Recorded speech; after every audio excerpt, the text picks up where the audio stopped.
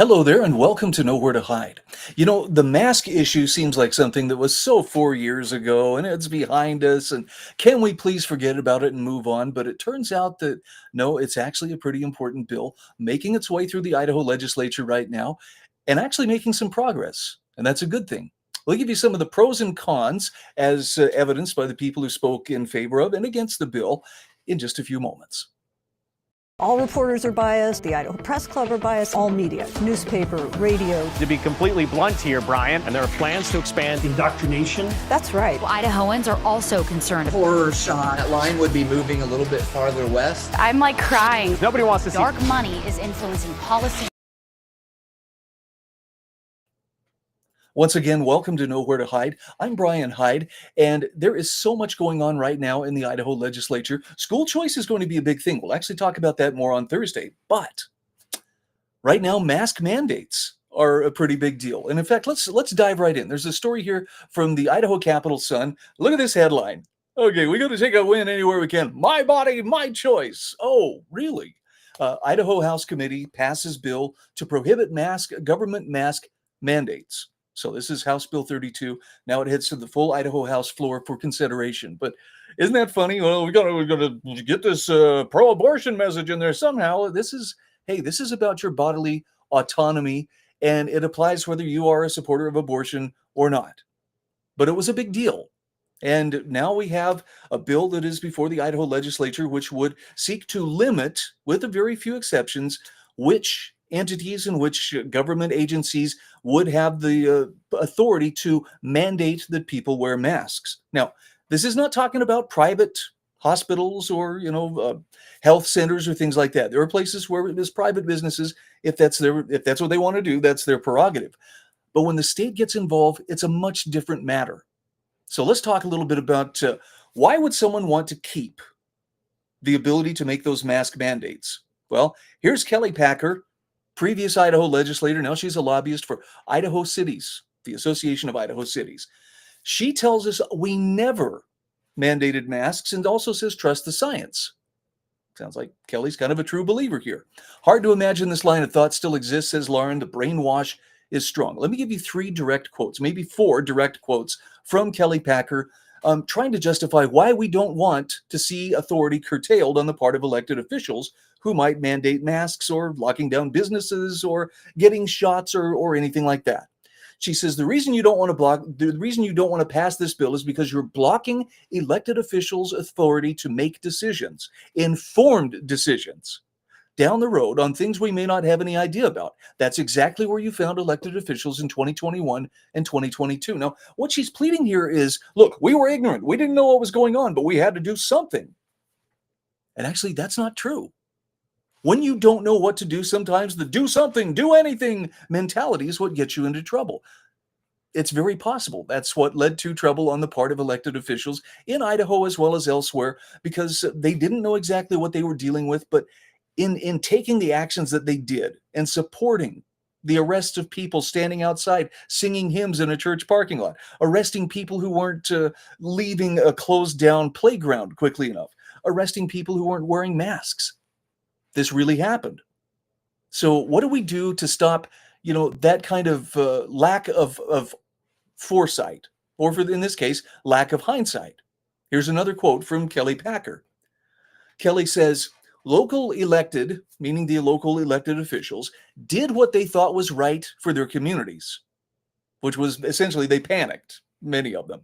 Higher density areas felt there was more need for protection for the residents in their area, the people they had jurisdiction over. Just let that phrase sink in for just a moment. The people they had jurisdiction over, the people that we have a right to tell what to do because enough people voted in this popularity contest to say that we can force people to do this thing that we think is right, which, as you're going to see, they did not know it was right. In fact, from the federal level on down, it was not clear that this was the right thing to do.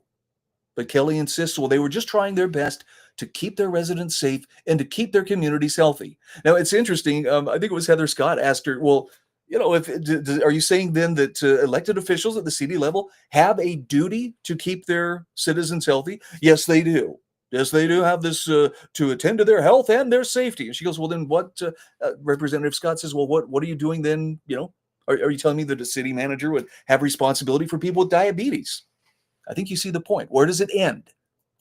How far can this be taken? And as we've seen, it can be taken pretty dang far. Again, Kelly Packer, all of us, including here in this building, we're dealing with an unknown. Now, she's trying to harken back to, we didn't know what was going on in 2020, 21, 21.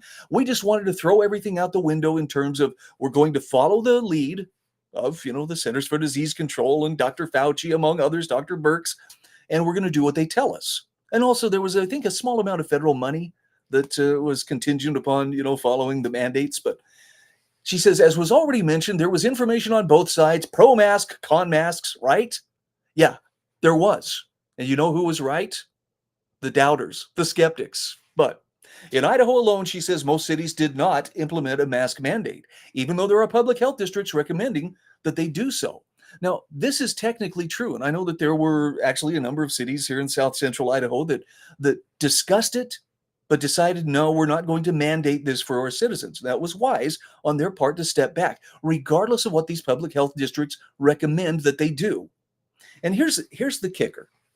If you really want to put these public health districts into, a good position where they're actually serving the public when it comes to infectious disease or other things like this, they should be in an advisory role, not an enforcement role.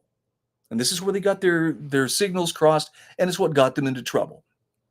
I think I got one more quote here from Kelly Packer. Yes. With COVID, we didn't know what the science would confirm and what it wouldn't. So we jumped before we looked. So we just had to make decisions in the moment, just like in this building in 2021. We were trying to deal with it on the fly, and we would ask for that same authority in the future, as we don't know what we may face down the road. Okay. So we didn't know what we were doing then, and we made some bad decisions, but we got to have this authority in case we need to do it again. Huh. Kelly, have you read the room? Do you want to just look around and see how many people are anxious to put on their masks and be told what to do and where to stand and whatnot? Because that doesn't seem to me like a very smart way to go about it. But the bottom line is, you were given authority, or you assumed authority in most cases, that you then misused. And the problem wasn't that, we were just waiting for enough science to come along and back up what we were doing. The problem was it was ignoring the science and was strictly operating on political will alone. That's a huge problem. Now, let's get a more informed take on why this bill is worth supporting. This comes courtesy of Fred Birnbaum, who is Legislative Affairs Director for the Idaho Freedom Foundation. He explains why IFF stands in favor of banning mask mandates. And Fred says it's because the government politicized this particular issue in a way that was employed against the American people, including the citizens of Idaho. We need this bill. Let me give you some direct quotes from Fred as he was talking about this. Fred says there's an old adage, nothing is settled until it's settled right. And he says, I think some people think that the mask issue is behind us, and it's really not, because it could come back again. That's why this has to be hashed out now. Plain and simple. This isn't about, somebody wanting to take a victory lap, and all of you who, supported the mask mandates, you need to say uncle. This is to prevent them from ever abusing that authority again. And it starts with making sure that authority is clearly not in their hands. Fred says one of the reasons we need this bill, and I would say how it's different from other public health things, is that the whole mask thing became politicized, not on the basis of science. There were conflicting studies, and the recently pardoned Dr. Fauci acknowledged the 6-foot distancing. He's not sure where that came from. So in other words, even the people who were most adamant about, well, this is what you need to do, and these are the guidelines, and boy, follow the science, much of it was made up. See, they too were operating on the fly. It's funny we don't hear as much about that from our legacy media. And Fred says because the government politicized this particular issue in a way that was employed against the American people, including the citizens of Idaho, we need this bill. This whole thing was predicated not on science, it was politically driven, and it was used against the people of Idaho. So let's take a quick look and just see, well, let's just, hypothetically, how did those mask mandates work? Okay, this is a look at France from January, actually, I take it back, from March of 2020 to November of 2020. And I want you to just notice the full national lockdown, and the thing you're looking for, the rise in numbers here, are the new daily cases per million. Okay. So look at how low those numbers were during full national lockdown. There's the mask mandate lockdown lifted May 10th through the 11th. Then they implemented fines for not wearing masks. Look how low those numbers were. Then inside workplaces mask mandate, outside mask mandate in Paris and the suburbs. Oh, and then look what that chart does. Just the point being simply this. The virus did what viruses do. It didn't care about masks. It does not stop for masks. The masks don't prevent you from getting it or from, sharing it if you have it. The virus spreads through society just as viruses have done time immemorial, and they eventually become endemic. That's how it works. And in a case like that, what you do is you counsel the people who are most at risk, the people with compromised health systems or pre-existing problems, diabetes, heart issues, and things like that. You counsel them to protect themselves, but you let everybody else make their own choices. And this is the key. This is what I don't think Kelly gets. She doesn't understand that where there is risk, there has to be choice. Okay, we can't just have some Politburo deciding for us this is what we're going to do, and that's that. Some people are healthy enough that they were willing to take their risk and go out in public and do life unmasked. And you know what? For the vast majority of us, it worked out just fine. Same thing with the jab mandates. For a lot of people, we resisted that pressure because it just didn't seem right. And it seemed like there was something very forced about the way it was being forced on us. So anyway, the bill is advancing. And this is good news. And it's good news because it's taking some of that political mischief out of the hands of people who clearly would still do it again. For this representative from the Idaho Association of Cities, well, we need to keep that power in case we need to use it again. No, you don't. You've shown us clearly you can't be trusted with that power. And so it's probably best if we go ahead and just make sure that stays safely with the people where it rightly belongs. And we will make our decisions henceforth, based on good information. What was the word informed decisions.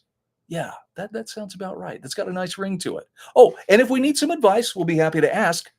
But you won't be forcing anything on us. I'm Brian Hyde, and this is Nowhere to Hide.